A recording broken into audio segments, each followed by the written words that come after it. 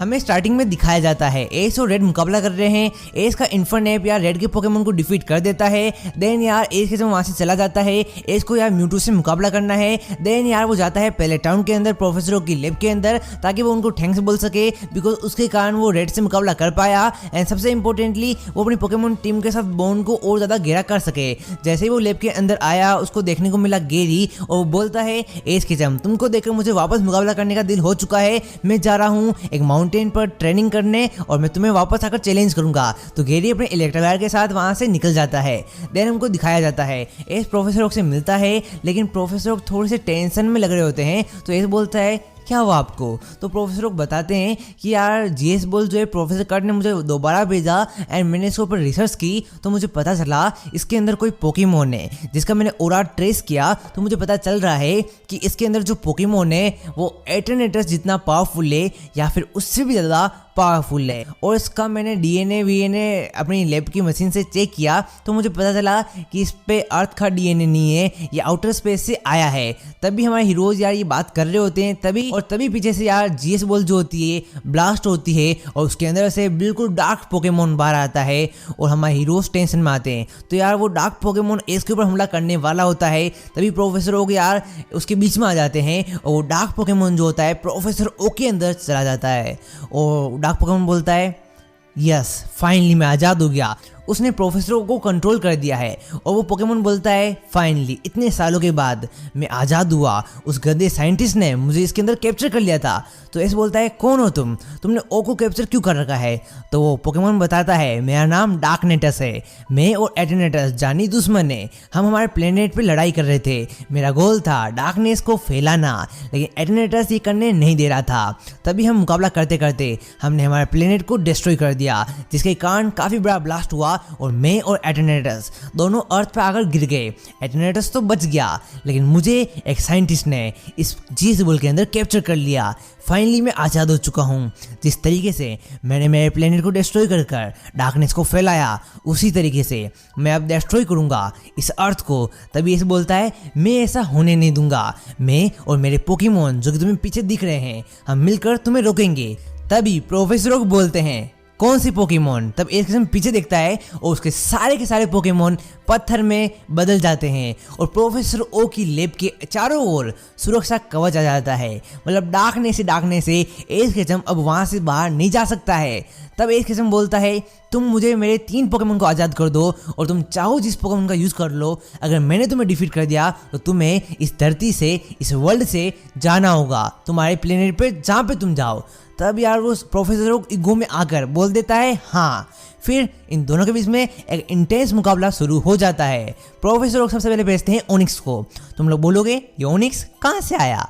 तब यार तुम्हें याद करना होगा ये प्रोफेसर ओक की लैब के पोकेमोन है। यहाँ पे ओनिक्स जो है वो यार प्रोफेसर ओक की लैब में रहता है और उस डार्कनेटस पोकेमोन ने इस ओनिक्स की पावर को 100 गुना बढ़ा दिया है। तो एस बोलता है मुझे मेरा इन्फरनेप चाहिए। एस को लग रहा था कि लास्ट रेड वाले मुकाबले में इन्फरनेप ने अच्छा मुकाबला किया तो इस बार भी वो अच्छा मुकाबला करेगा। लेकिन एस ने इस ओनिक्स की पावर को जो कि डार्क हो चुका है उसको अंडर एस्टिमेट किया और ओनिक्स पोकेमोन आते ही यूज़ करता है अपनी रॉक टेल अटैक का जिसके कारण इन्फरनेप घायल हो जाता है। एक अटैक में आउट हो जाता है और उसके पाँव से खून बहने लग जाता है।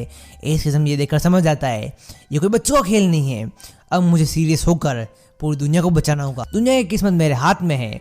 तो यार देन प्रोफेसर ओक बोलते हैं कि तुम्हारे पास 0 पॉइंट है मेरे पास 1 पॉइंट है।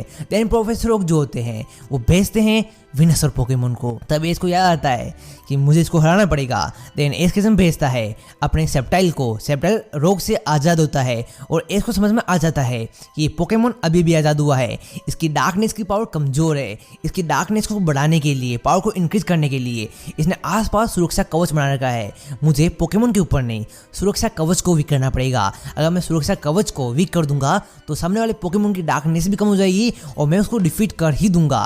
तभी एस किस्म जो होता है सेप्टाइल को बोलता है सेप्टाइल इससे बचो और सुरक्षा कवच पे लीफ ब्लेड सीड का यूज़ करो। वो ऐसा करता है जिसके कारण विनसोर की पावर कम हो जाती है और अपना सेप्टाइल जो होता है एक पावरफुल सोलार बीम से विनसोर को हरा देता है। प्रोफेसर को बोलते हैं शाबाश तुम पावरफुल हो, लेकिन मैं डार्कनेस को अचीव कर कर तुम्हें हरा कर रहूँगा।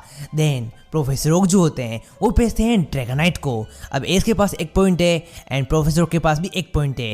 ये फाइनल मुकाबला है। एस चूज करता है चाइजार्ड को और चाइजार्ड आता है और वो मुकाबला करता है यस ड्रैगनाइट से। दोनों का मुकाबला चल रहा होता है। चाइजार्ड एंड में आते आते ब्लेज एबिलिटी को अनलॉक करता है। देन वो ओवरहीट का यूज़ करता है, फायर ब्लास्ट का यूज़ करता है, लेकिन ड्रैगनाइट के ऊपर कुछ भी असर नहीं हो रहा होता है। तो इस किस्म काफ़ी टेंशन में आता है। फिर उसको याद आया मेरे पास तो मेगा स्टोन है बे, मैं मेगा स्टोन का यूज़ करता हूँ।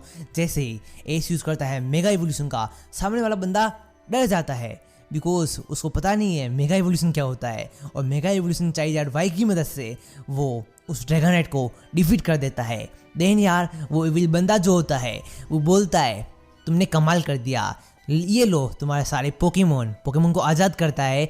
और जो इविलनेस की चारों ओर कवच होता है वो काफ़ी कमज़ोर हो जाता है बिकॉज एस का मेन गोल था कवच को कमज़ोर करना, और वैसे ही हुआ। डेट्स वाई ये इविल बंदा हार गया। मतलब यार ये कमज़ोर इसलिए हुआ बिकॉज इसकी डार्कनेस की पावर कम थी।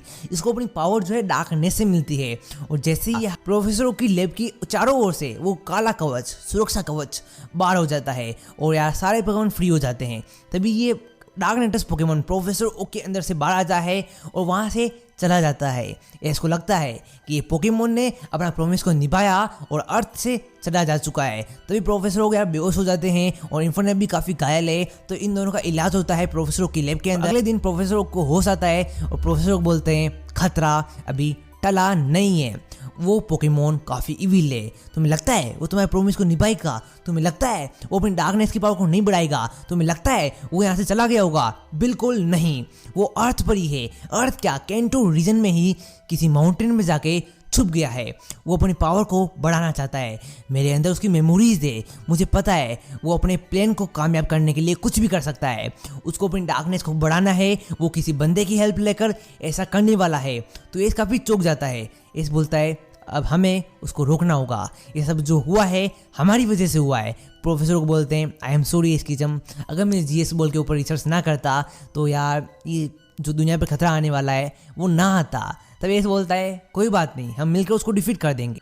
और तभी यहाँ से सीन कट होता है और हमको दिखाया जाता है एक माउंटेन जहाँ पे ये मिस्टीरियस पोकेमोन जाके छिप जाता है एंड एक ट्री के फॉर्म में अपने आप को डिस्गाइज कर लेता है। देन यार वो वेट करता है अपने शिकार का जिसको वो मैनिपुलेट कर सके और उसके साथ मिलकर दुनिया को डिस्ट्रॉय कर सके, डार्कनेस को फैला सके। तभी वहाँ पर हमको दिखाई पड़ता है एक ट्रेनर अपने इलेक्ट्रोबाई के साथ ट्रेनिंग कर रहा होता है और वो होता है गैरी ओक, जो कि एपिसोड की स्टार्टिंग में गया होता है ट्रेनिंग करने के लिए। तभी पोकेमोन गैरी के माइंड को मैनिपुलेट करता है और उसके माइंड को काफ़ी ज़्यादा ब्रेन वॉश करके इविल बना देता है। और गैरी के अंदर जो फीलिंग चल रही होती है उसको काफ़ी ज़्यादा यार बढ़ा देता है। उसके अंदर फीलिंग थी इसको हराना, तो यार वो हराने वाली फीलिंग जो जलन में बदल जाती है। वो सोचता है कि यार पहले टाउन में एस इतना फेमस हो गया और मैं यार काफ़ी छोटा का छोटा रह गया, और इसी कारण से वो फैसला करता है कि यार मैं पोकेमोन को पावरफुल बनाकर एस से बदला लूँगा। और उधर पोकेमोन जो है अपनी इविल पावर गैरी को ट्रांसफर करता रहता है।